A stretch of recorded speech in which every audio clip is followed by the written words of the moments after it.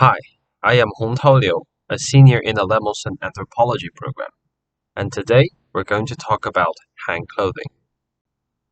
Now, if you don't know what that is and look it up online, the first definition you'll likely find about Han clothing is that it's the traditional clothing of the Han Chinese.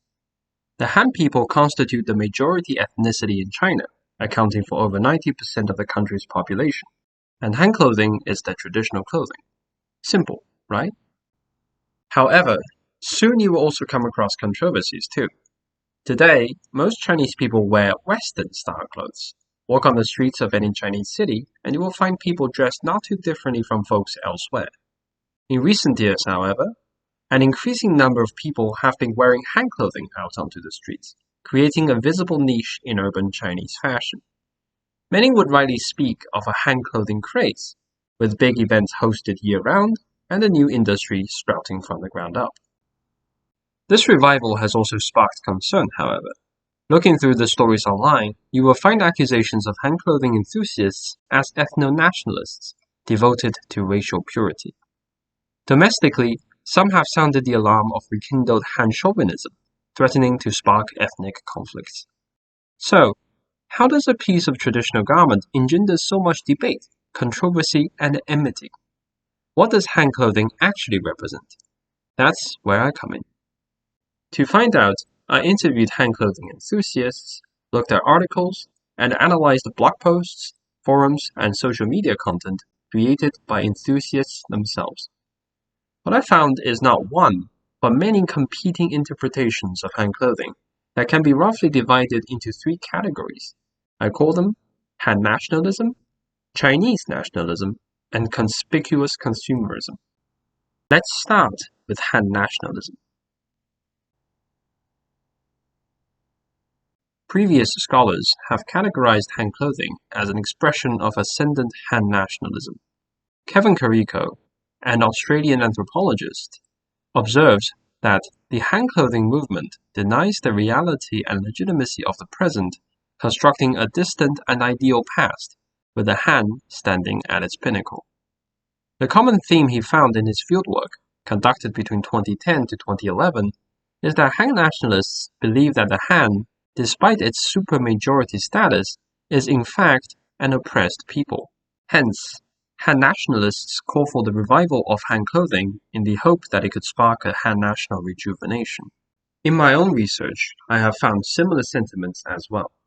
Take this blog post from the blogger Hongtao, for example. He describes the Han clothing movement as a nationalist movement to awaken the national consciousness of our Han compatriots and to make the Han compatriots recognize the many dangers facing the Han nation, stimulating their sense of national crisis. The national crisis that Han Daochang speaks of are the state's affirmative actions and the so-called one-child policy, which penalized Han parents for having two children but exempted parents belonging to ethnic minorities. This latter policy, especially, has become central to the Han nationalist narrative. Han Daochang goes as far as to call it a genocidal population castration and the greatest disgrace in the 5,000-year history of Chinese civilization. Echoing Carrico's findings, Han nationalists deny the present as the real China in the sense that they see the present Chinese state as failing to protect the interests of the Han majority. Unable to organize due to the state's surveillance regime, Han nationalists promote Han clothing as a politically safer path to reawaken the Han nation. Unsurprisingly, Han nationalists have a complicated and sometimes adversarial relationship with the Chinese state. This raises an interesting question. If Han clothing is the symbol of a subversive Han nationalism, then why is it that the Chinese state not only tolerates Han clothing, but even promotes it? On July 1st, 2021, the popular traditional music group Zide Studio released this video.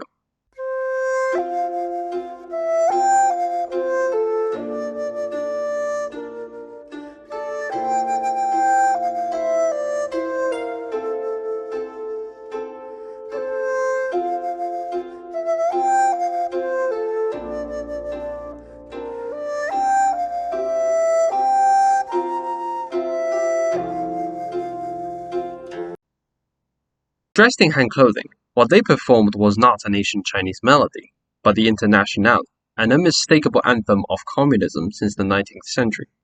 What's more, the performance was sponsored by the Guangdong Communist Youth League and released on the 100th anniversary of the Chinese Communist Party. The symbolism is unmistakable, tying together China's ancient past, its revolutionary history, and its ruling party today. The performance reinforces the socialist state as the legitimate successor of an ancient Chinese civilization, and, in the process, simultaneously transforms Han clothing into a vehicle of a grandiose Chinese identity, unbound by ethnic differences. As a multi-ethnic country with a dominant Han majority, the Chinese state needs to prevent any resurgence of ethnic nationalism, including Han nationalism, in order to manage the country's ethnic landscape. Instead of cracking down on Han clothing, however, the state co-opts the popular symbol of Han nationalism to serve its purpose of strengthening identification with the regime and the broader de-ethnicized Chinese nationalism. In recent years, various state media and officials have begun to promote Han clothing, sponsoring themed events, or sometimes dressing up in Han clothing themselves. This puts the state in a position to influence discourse within Han clothing circles. Echoing the state's growing influence, many Han clothing enthusiasts have embraced mainstream narratives of Chinese nationalism. Take Ling, for example, a young Han clothing stylist and an avid enthusiast herself. She attributes the popularity of Han clothing directly to the state's effort to promote Chinese nationalism. Tying the two together, she explains, Han clothing is the embodiment of the increasing strength of the country. With the state emphasizing cultural confidence, I think the rise of Han clothing is also a sign of national confidence. In conjunction with the state's efforts of supplanting Han nationalism, some enthusiasts avoid exclusively associating Han clothing with Han people.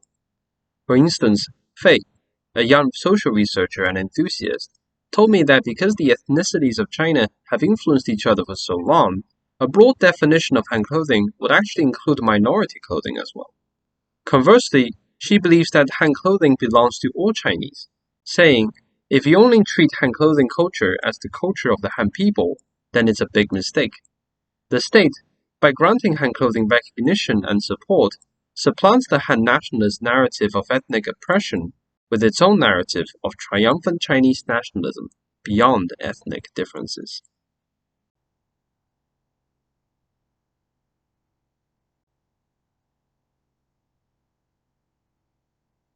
When I asked Ling about what draws people to Han clothing, I was expecting to hear more about cultural confidence. To my surprise, she immediately replied, just to get to wear Han clothing. Elaborating further, she said, what interests people the most is to wear pretty dresses.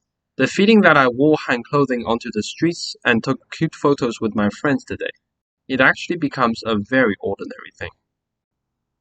The American scholar Thorstein Veblen first coined the term conspicuous consumption to describe the ways people demonstrate wealth and status through their lifestyles. Since then, scholars have expanded the study of consumption to show how individuals demonstrate their social status, values, and identities through consumption.